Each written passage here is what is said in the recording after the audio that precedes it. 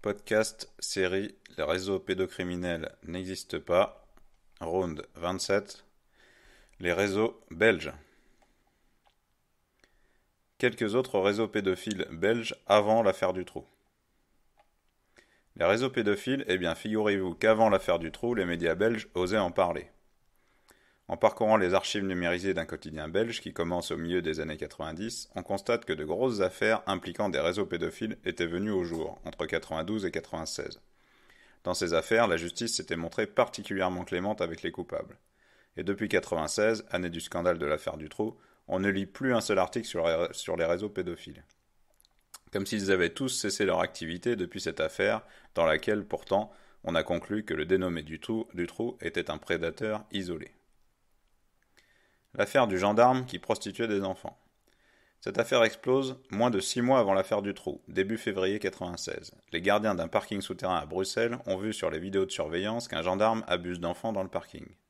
Les gardiens en parlent à la police qui réagit très vite. De son côté, la gendarmerie est au courant de tout cela depuis le mois de novembre, un mois avant la police, mais elle ne veut surtout pas la médiatiser et reprochera ensuite à la police de l'avoir fait. Bref, la garde des polices, qui a également été la toile de fond de l'affaire Dutroux, battait son plein. La fusion gendarmerie-police, qui occupait l'actualité, est devenue une réalité peu de temps après. Revenons à notre gendarme, pédo et proxo. Il s'appelait Hedwig Wiebrecht, et bizarrement, bien que l'affaire ait duré presque 10 ans, il n'y a quasiment plus rien à ce sujet sur le web.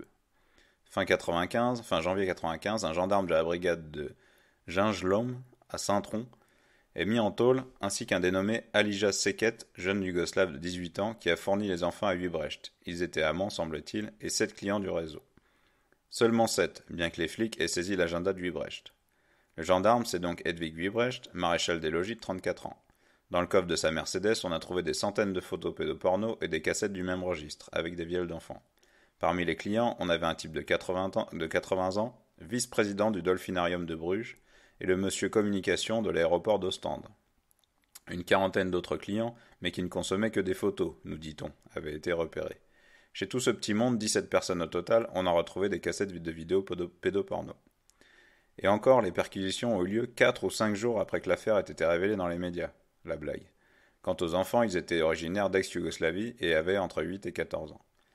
On nous a dit qu'ils avaient tous été identifiés. Ils seraient donc 17, tous domiciliés dans le quartier de la place Flagey, un quartier avec un fort taux élevé d'immigrés arrivés récemment à 2 pas du Parlement européen. Côté face, Wiebrecht était un gendarme jugé irréprochable par ses supérieurs. De 84 à 90, il a été envoyé à Bruxelles pour travailler au palais de justice, puis il est retourné dans le Limbourg, à la brigade de Gingelon. Voilà pour le côté face. Côté pile, le gendarme gérait un réseau d'exploitation sexuelle de mineurs, issu en l'occurrence de Yougoslavie, pays ravagé à l'époque par une guerre dite civile. Il avait même réalisé une sorte de bouc et prenait des photos des jeunes dans ce parking bruxellois ou encore dans des hôtels. Wiebrecht amenait les enfants chez les clients, recrutés par petites annonces, à bord de sa Mercedes, parfois jusqu'aux Pays-Bas où résidaient certains d'entre eux. Les passes étaient payées entre 4 000 et 7 000 francs belges par les clients, soit en gros 100 à 170 euros. Une grande partie de cette somme allait à Wiebrecht, qui donnait aux enfants entre 10 et 25 euros, avec lesquels il devait encore rémunérer ses quêtes. Officiellement, Wiebrecht n'a commencé à prostituer les enfants qu'en septembre 95, mais en réalité, certaines de ses victimes ont été abusées en 92, si pas avant encore. En l'occurrence, il s'agissait d'un gamin que sa mère avait du mal à gérer et que Wiebrecht avait en quelque sorte pris sous son aile, entre guillemets. Un autre gamin racontait la même chose. Une fois seul avec le Pandore, il les obligeait à se déshabiller, les prenait en photo dans des poses suggestives et abusait d'eux. Après cela, Wiebrecht décide d'abuser d'enfants, de sans-papiers, et comme à l'époque nous faisions la guerre en ex-Yougoslavie, les réfugiés étaient donc yougoslaves pour la plupart. Apparemment, il a rencontré Alija Seket à la place Flagey, au lieu de prostitution bruxellois à l'époque où on trouvait aussi des ados. Seket était alors à la tête d'un petit réseau de prostitution d'ados yougoslaves. Bref, tout le monde est mis en tôle, et voilà que Wiebrecht est libéré sous condition le 16 juillet 96 après 5 mois de préventive.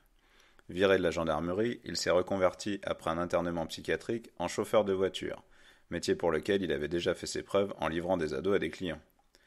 Le jugement a eu lieu fin 99. Déjà, on sentait que la justice n'était pas pressée de rendre justice, et à la surprise générale, le parquet a requis le sursis pour 10 des 11 prévenus envoyés au tribunal. Le seul pour lequel le parquet demandait du ferme, c'était Seket, contre qui on a requis 4 ans ferme. Pour sa défense, Huybrecht a dit que Sefket l'avait menacé de dévoiler leur relation à ses supérieurs et qu'il l'avait forcé à participer à son réseau pour passer les petites annonces, réaliser les séances photos des ados et parfois les conduire chez les clients. Non mais on rêve quoi. C'est le petit immigré de 18 ans qui fait chanter le gendarme. Bah voyons. Accessoirement dans cette affaire, aussi on a saucissonné le dossier, puisque certains clients ont été jugés à part, comme cet informaticien allemand qui a pris 1 an ferme. Bref, finalement, Sefket, qui s'était enfui, a pris 5 ans ferme. Huybrecht a pris 2 ans pour attentat à la pudeur sur des mineurs et association de malfaiteurs, ce qui n'est pas cher payé. Quant au client, le plus sévèrement condamné a pris 1 an ferme. Le quotidien Le Soir du 3 décembre 1999 précise que, je cite, « Ces peines assez faibles sont essentiellement dues à la complaisance dont ont fait preuve les jeunes victimes. Selon le tribunal, ces enfants, souvent d'origine yougoslave, ont délibérément prêté leur collaboration au réseau. » What? Je vois pas le rapport, c'est des mineurs. N'importe quoi. Et d'après l'agence de presse Belga, le même jour, je cite, « Selon le tribunal, les enfants se sont laissés enrôler sans résistance et gagnaient d'importantes sommes d'argent en se prostituant. Ils déterminaient eux-mêmes ce que leurs clients devraient payer et fixaient eux-mêmes les limites de leur relation. La plupart de leurs parents n'en ont en outre rien fait pour éviter cela. Au vu de ces éléments, le tribunal n'a accordé aux enfants qu'un franc symbolique à titre de dommages et intérêts. » Fin de citation. Alors là, c'est quand même magnifique. En gros, mais pourquoi on les embête? En fait, ils veulent se prostituer, laissez-les, quoi. C'est presque de l'humanitaire, hein. C'est magnifique. Et puis, comme en fait, ils étaient volontaires, donc en fait, c'est même pas des victimes. Voilà, il n'y a pas de dommages et intérêts. Extraordinaire. Vive la Belgique, vive Pédoland. Allez, on passe à une autre affaire. L'affaire des pédophiles de Neupré. En février 90, c'est une affaire du réseau pédophile impliquant le curé de Quincampoix, près de Liège, qui éclate à son tour. On l'a appelée l'affaire des pédophiles de Neupré, dont faisait partie Louis Dupont, ancien curé, donc de Quincampoix, âgé de 70 ans. C'est une de ses voisines qui s'est retrouvée au centre de ce réseau. Victime depuis ses 12 ans d'un certain Julien Davisson, chauffeur routier de 60 piges, qui la viole régulièrement et est un ancien collègue de son père. Davisson l'a vendue à divers clients durant plusieurs années, ainsi que d'autres enfants de 6 à 13 ans. La première des victimes avait 12 ans quand ses parents, qui travaillaient le mercredi, la confient à Davisson, un ancien collègue de son père. Il la prend au piège en la photographiant, en faisant des montages photos et en la menaçant de les publier. Il envoie anonymement quelques morceaux de ses photos à la mère de sa victime et en accroche d'autres dans un abribus. En 85, Davisson commence à livrer la gamine, alors âgée de 15 ans, à ses clients, 26 paraît-il. L'enfant sera victime d'innombrables viols commis par de nombreux clients et par ses tortionnaires, y compris des viols collectifs. D'après l'un des inculpés, Davisson se vengeait quand elle pleurait, ou à la moindre occasion, notamment en la livrant au plus d'hommes possible. Ce n'est qu'en 87 que la victime parle à ses parents, mais ils ne portent pas plainte. Et voilà qu'en 89, la sœur de la victime qui faisait garder ses enfants par Davisson, bien qu'elle l'ait mise en garde, porte plainte contre Davisson et l'embrie.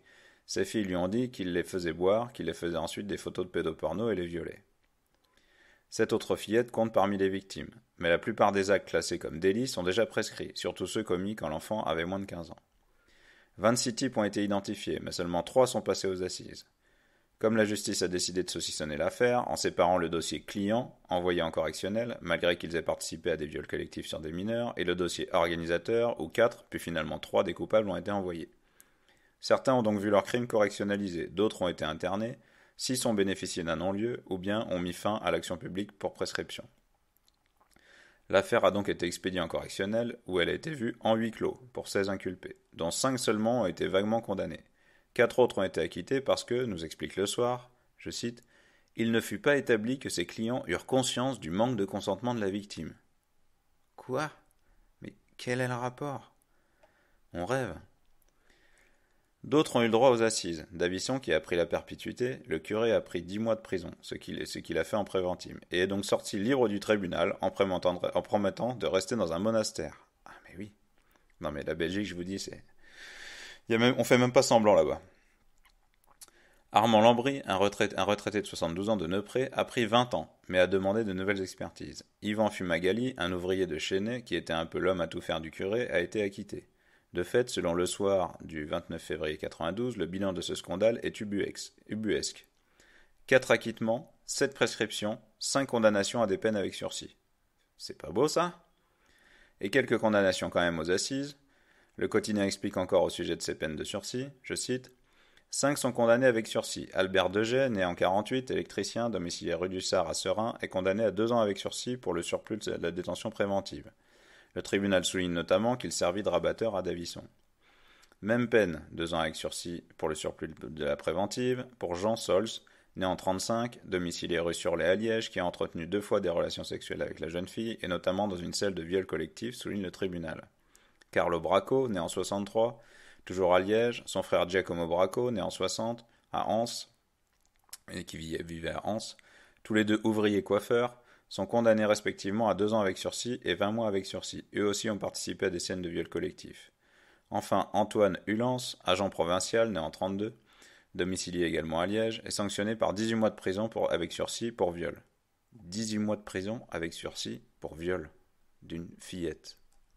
C'est la 4e dimension.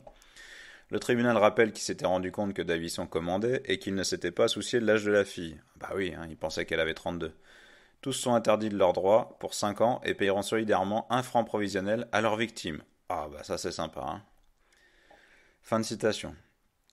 Lambry et Davison étaient les organisateurs de ce réseau et prétendaient garder 2 fillettes d'amis le mercredi après-midi. En parallèle, ils recrutaient des clients par petites annonces. Et parmi ces clients, on a encore donc le curé de Quincampoix et Fumagalli, son homme à tout faire. Les victimes étaient droguées et ensuite on filmait les viols pour revendre les cassettes. L'avocat général lors du procès a parlé d'eux, je cite, « partous costumés auxquels participait le curé en soutane et son exigence d'une fille très jeune et d'un jeune garçon. » Fin de citation. Le dit curé se montrait le plus brutal des visiteurs et le plus assidu parmi les clients, disait la seule victime qui a finalement été concernée par ce procès. Il y avait déjà commis des actes pédaux dans divers lieux où il a hélas pu officier auparavant. Bien sûr, l'Église, qui était probablement au courant, n'a pas bougé. Pour tenter de baisser la peine de leurs clients, Maître Issel et Maître Charlier, les avocats de Davison, qui décidément devaient avoir les moyens pour un simple chauffeur routier, et Maître Lévy et Maître Jeunhomme pour Lambry, ont déclaré que leurs clients avaient un niveau intellectuel très bas. Mais enfin, on ne peut tout de même pas les laisser recommencer sous ce prétexte. Dans cette affaire, les victimes qui venaient de milieux plutôt défavorisés ont mis des années avant de parler tant elles étaient terrorisées. Elles n'ont pas témoigné au procès qui s'est déroulé à huis clos. Sur les 130 témoins qui se sont succédés, la plupart ont largement défendu les coupables. Pour résumer l'ambiance, le quotidien Le Soir du 4 février 92 mentionnait ainsi, je cite, « Au fil du temps, l'affaire s'est effilochée, et les 26 prévenus ont connu des sorts différents. La justice a découpé ce dossier en tranches. Que va-t-il en sortir ? 16 prévenus se sont retrouvés lundi devant le tribunal correctionnel de Liège qui a prononcé d'emblée le huis clos. » Fin de citation. Au nom des bonnes mœurs, entre guillemets, et cela à la grande satisfaction des accusés, notamment du curé, dont les avocats ont beaucoup insisté pour obtenir ce huis clos. Car en effet, dans un procès à huis clos, les débats ne sont pas, par définition, pas publics, et les médias ne peuvent pas savoir ni communiquer ce qui est dit à l'audience. Le public non plus, et cela arrangeait bien le pouvoir autant que les accusés. Quant au dit huis clos, il était précisé par la journaliste Nicole Jacquemin dans le quotidien Le Soir du 8 septembre 92 que, je cite, « La victime principale réclamait la publicité des débats, car elle a l'impression que justice ne lui a pas été rendue, et que déjà la décision de huis clos prise en correctionnel a empêché la réalité d'être connue. Même requête de Maître de la Brassine, l'avocat général, qui allait rappeler que la règle est la publicité des débats et qu'en l'occurrence, il était fondamental que le public soit averti des dangers que peuvent courir des enfants. » Fin de citation. Oui, mais non. Les snuff movies de la place Fontenas. En octobre 1996, l'affaire Dutroux, donc je vous renvoie évidemment à un podcast consacré particulièrement à l'affaire Dutroux. Je vous renvoie également à une autre affaire qui avait eu lieu en Belgique, c'est l'affaire Chris UNICEF, avec un autre podcast consacré. Donc en octobre 1996, l'affaire Dutroux a déjà explosé et a occulté une autre belle affaire de réseau pédoporno. Des flics des mœurs, bruxellois, identifient 3 ados, 13, 14 et 15 ans, qui tapinent à côté de la place Fontenas, autre lieu de prostitution homosexuelle et de mineurs en plein cœur de la capitale belge. Les 3 ados sont d'origine serbo-croate, et 2 d'entre eux ont déjà été pris en photo par le gendarme proxénète, Huybrecht, exactement 1 an plus tôt. Le dit gendarme n'apparaît plus dans cette affaire. Il ne faut pas oublier qu'il a été libéré de prison en juillet 1996, avant même d'être jugé, donc quelques mois auparavant. Les enfants ont donc dénoncé certains de leurs clients, dont l'un habitait Place Fontenas, justement, et a été rapidement identifié comme étant Alain Maigre, 34 ans. L'individu avait été condamné pour exhibitionnisme et il était depuis peu sous le coup d'une instruction à Tournai, pour y avoir recruté des enfants et les avoir filmés dans des poses pornographiques. Maigre était en lien avec le gérant d'un vidéoclub à Bruxelles et a facilement pu organiser la vente de ses productions. Là aussi, il s'agissait d'enfants de familles défavorisées et les accusés ont dit qu'ils se prostituaient volontairement. Mais bien sûr, les enfants n'aspirent qu'à cela, a-t-on envie de dire. Bref, revenons à la place Fontenas. Un deuxième client, Frédéric Capeller, 29 ans, est arrêté à son tour. Lors des perquisitions effectuées au domicile des deux pédos, des taudis pleins de cafards, les flics ont mis la main sur 600 cassettes vidéo et des centaines de revues, dont certaines étaient pédophiles, et leurs fichiers clients. Puis deux autres clients, justement, sont attrapés. Chez l'un d'eux, Michel Schlim, déjà condamné à 3 ans de prison en 1993 pour des faits de mœurs, on a retrouvé des snuff movies, donc ces vidéos de mise à mort d'enfants, en l'occurrence de 7 à 17 ans environ. C'était officiellement la première fois qu'on trouvait ce genre de film amateur en Belgique. Ben voyons. D'après un enquêteur qui parle sous couvert de l'anonymat, il s'agissait, je cite, de cassettes vidéo pédophiles montrant des scènes de torture pratiquées sur des enfants ainsi que des mises à mort de ces petites victimes préalablement violées. C'est la première fois, semble-t-il, que pareille abomination est découverte dans notre pays. Fin de citation. Non.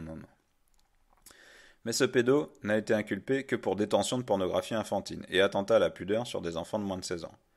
Lors du procès, on a considéré que, comme on ne pouvait pas prouver que ces films n'étaient pas des mises en scène, on les a laissés de côté. Ah oui. Pas d'investigation sur ces enfants, sur les adultes qu'on y voit, rien. Schlim fréquentait un vidéoclub porno, Erot X, pas loin de la place Fontenas, pour trouver des vidéos porno. Erot X était alors géré par Alain Maigre et deux autres clients impliqués dans l'affaire y allaient également. De là, Maigre et les trois clients nouent des relations, et Maigre prête son appartement aux trois autres pour y amener des mineurs dont ils abusent et qu'ils filment. Parmi ces mineurs, certains jeunes d'ex-Yougoslavie qui étaient dans le réseau de Wibrecht, deux autres gamins ont été amenés là par Capeller et un autre client, des ados en décrochage familial qu'ils avaient accostés à la gare de Tournai. Pour les forcer à les suivre, ils les ont emmenés dans un entrepôt désaffecté pour abuser d'eux et les filmer. Mais les deux pédos ont été acquittés pour ces faits, le tribunal considérant que les jeunes étaient consentants. Capeller et l'autre client, qui ont été acquittés pour les faits de Tournai, prennent 1 an et demi de prison ferme. En Belgique, on peut être libéré à un tiers de sa peine. Maigre a pris 2 ans et demi. Une peine légèrement plus forte car il a vendu des vidéos de viol de mineurs. Chacune étant revendue entre 6 et 7 000 francs belges. Les cassettes de Schlim ont davantage choqué l'auditoire car il s'agissait souvent de scènes de torture et de violence contre des mineurs parfois très jeunes. Schlim a donc été condamné à 6 ans ferme. Et tout le monde a eu un sursis probatoire avec l'obligation de se faire soigner. Ah, bah c'est formidable. Les peines étaient tellement dérisoires que même l'avocat général a fait appel du jugement.